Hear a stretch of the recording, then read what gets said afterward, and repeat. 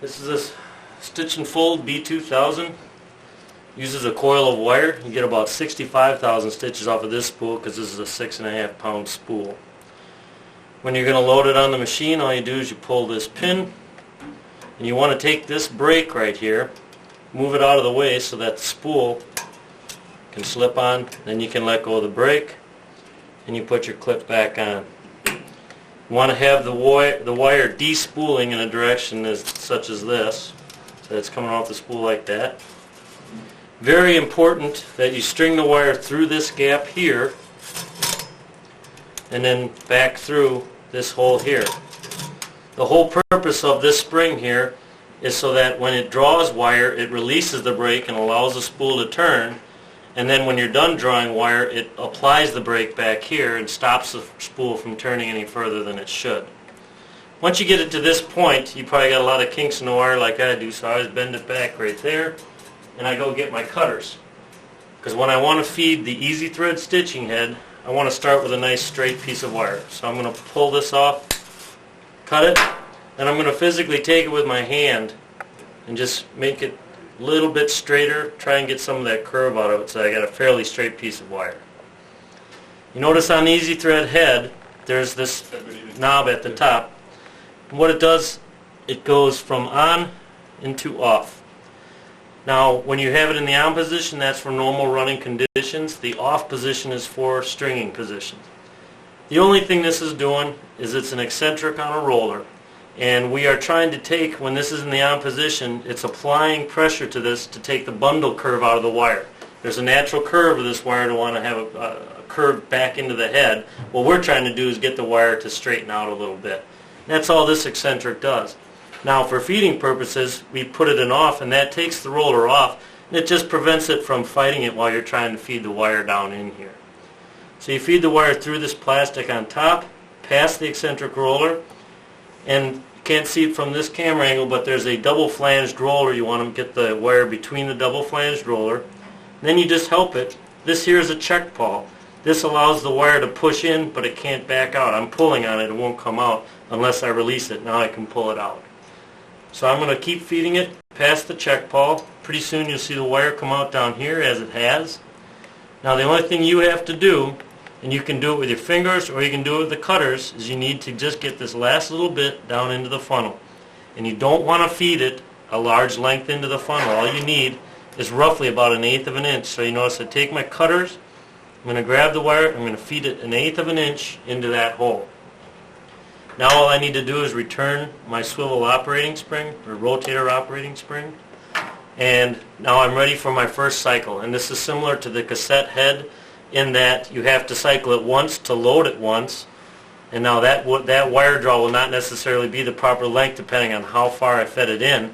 So you cycle that stitch out, and then you cycle it one more time. So your third cycle gives you the proper stitch with the proper wire draw. And that's all there is to stringing an easy thread stitching head. Now you want to turn this back to on for operation purposes. So I'm going to go ahead and string up the other side. Again, pull this back, slip the spool on, put your clip back in place, grab your wire, go through the large hole, back through the skinny hole. Bring it out. Cut yourself a length. Take the bundle curve out of it, straighten the wire out. Turn this to the off position. Feed it down through.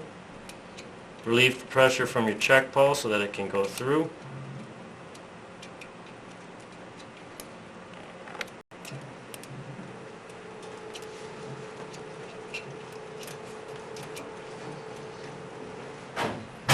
As you can see, the wire's coming out, and actually in this case I was able to push it right into the hole. I didn't even have to grab it with my needle nose. It had the proper bend. It went right into the funnel at the bottom. The head is threaded. Now all I need to do is turn this back to on, and we're ready to cycle it. Now in order to check my stitching heads, you can either send 3 books through, or what I do to check stitching heads I turn off my back jog. There's a switch over here on this side. And all I do is I push it into the machine hanging onto the book, and I let it stitch. My first stitch is nothing because it's loading the rotator. My second stitch means nothing because it could be an improperly drawn. Now my third stitch, this is my third stitch, will be the correct stitch. Looks like my second stitch wasn't too bad either. Very simple setup for paper sizes. In this case we'll set up 11/17. There are two adjustments you have to make. One is your stitch position and fold position, which is done with a hand crank down on the side here. And that adjusts, when you adjust for your stitch position in the middle, the fold gate moves with it automatically, and so it's going to fold it to your stitch. But I always recommend starting with your side guides. Being that I have 11/17, I need to set my side guides for 11. You do not set the side guides to the size of the paper, because the side guides in their home position are in a non-jog position, so they're away from the paper. So you have to rely on your scales. There's a scale here, and there's a scale at the top of the machine. You can set it from either position, but I recommend using your thumb screw here and moving the guide from the center. What I'm going to do is read on the outside of the scale, putting it on 11 because that's the size of my paper. I'm going to turn my screw and lock it down. I do the same on this side. I move my scale into, or my side guide into position, reading off the outside, lining it up with 11, and lock it down. That's the formal adjustment for that. Then there's also, you want to check that setting, and it's very easy to do. Is you place your hand on this side guide and you push over. That basically shows you what your side jog is going to do under power. And as you can see right now, I'm buckling my paper a little bit more than I'd like to. You want it to move the paper into position, but you don't want to buckle it. So I'm going to loosen my thumb screw and just back this off a little bit and bring it back so that I'm not buckling it quite so much. I'm going to do it one more time. There, now you see I'm not buckling the paper much at all. I do want it to come up tight against it, because that's how you're going to get a nice register. And that's all I do for setting the side guides. Now for setting length, there's a hand crank underneath this side of the machine. You'll notice when I move the hand crank, that moves these. This is my back jog. When the back jog is in its operating mode and it comes to full position, it comes to a stop. So all I need to do is put my finger here and then turn till my back jog lines up and just kisses or touches the edge of the paper. Now that's where my side jog is going to come to every time. We also have a scale which you can set it to, but again, this is your fine-tuning adjustment to get it to the proper paper size. So I just get it to touch it, and my paper is set. I can leave the book in there, close the covers. I'll turn on my back jog now because I had it off when I was checking my stitcher heads. All I do is turn it on, and we get the book out. Stitches. Looks like I need to, now all I need to do is adjust my book. It looks like I need to fold a little bit more in the middle. So all I'm going to do is adjust my stops accordingly so that it folds it more in the middle of the book.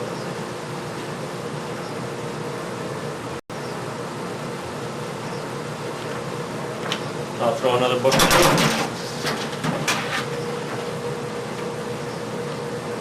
I just need to, I'm getting closer, I just need to make one more adjustment, and that should be set.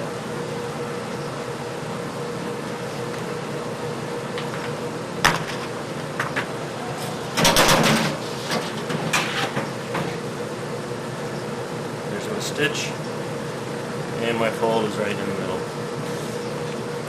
Now we're ready to put it up to the collator.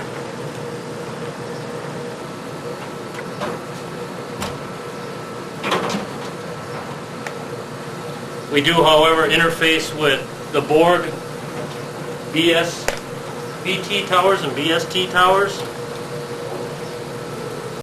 and the Duplo DC-1020, the Watkis Vario tabletop tower,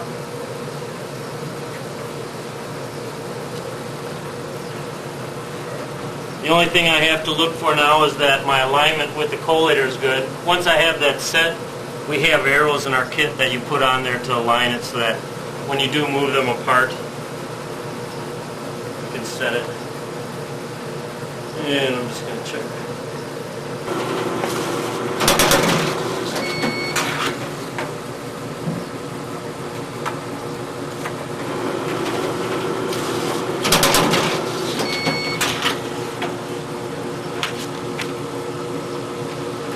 What is the speed in automatic mold on this? It's 23, our bookmaker runs at a speed of 2,300 booklets an hour. We're ready to run books. I just hit the start.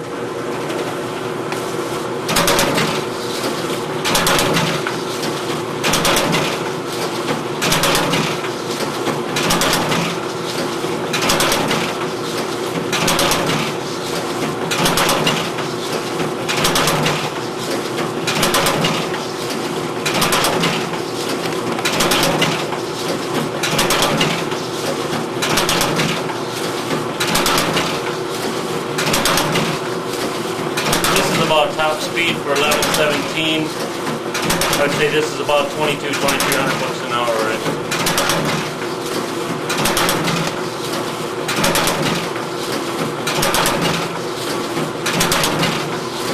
What's the life expectancy on the product? Sorry? What is the life expectancy? Depending on, the lubrication of the head. There really, when I take the sides off of this, you see all sealed bearings and chains. I mean, it can run forever. I mean, in that sense, probably books. The empty pocket ran out, so it stopped running. And if you look,